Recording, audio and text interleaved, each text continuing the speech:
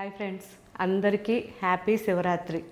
శివరాత్రి గురించి మన జనరేషన్లో అందరికీ తెలుసు, కానీ ఇప్పటి పిల్లల కోసం ఒక 3 ఎపిసోడ్స్ అంటే ఇప్పుడే 3 పార్ట్స్గా వేస్తున్నాం.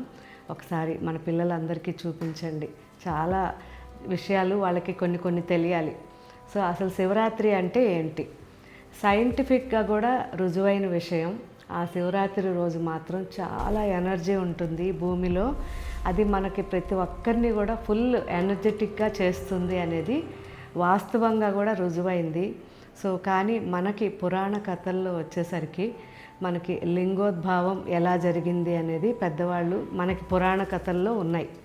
అసలు ఏంటి అంటే పురాణ కథలు వచ్చేసరికి ఇద్దరు కూడా నేను గొప్ప అనుకోవడంలో మన శివయ్య ఒక లింగం రూపంలో ఆవిర్భవించాడు. ఆవిర్భావంలో భూమిలో నుంచి అటు ఆకాశంలోకి 2 సైడ్లు ఇలా పెరుగుతూ వెళ్ళారంట.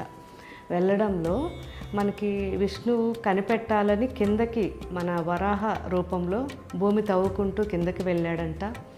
పైనేమో బ్రహ్మ హంస రూపంలో పైకెళ్ళి ఎండ్ ఎక్కడుంది అంటే ఆది అంతం 2 ఎక్కడ అని ఇద్దరు వెతకడానికి వెళ్ళారు. ఒకరి కిందకి ఒకరి పైకి, కానీ ఇద్దరికి గుర్తుపట్టడానికి కూడా రాలేదు.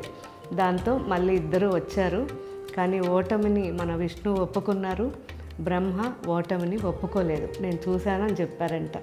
కానీ ఆ విషయం ఆయన చూడలేదనేది మన శివయ్యకి విష్ణువుకి ఇద్దరికీ అర్థమైందంట.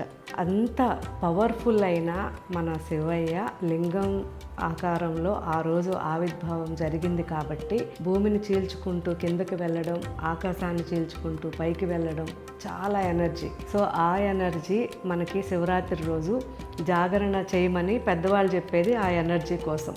ఎందుకంటే ఆ రోజు సైంటిఫిక్గా కూడా చాలా రుజువైంది, ఆ రోజు చాలా బాగుంటుందని. ఆ లింగ ఆవిర్భావం సమయం అనేది చాలా ఇంపార్టెంట్ అని మన పెద్దవాళ్ళు చెప్తారు కదా. సో ఆ టైంలో చేసే ధ్యానం ఎంత బాగుంటుందో నేను నెక్స్ట్ ఎపిసోడ్లో చెప్తాను. అండ్ ఇంకొక విషయం, అతి పురాతనమైన శివలింగం ఎక్కడ ఉంది అది కూడా మన ఆంధ్రప్రదేశ్లో. మీరు చెప్పండి, నేను చూస్తాను కామెంట్.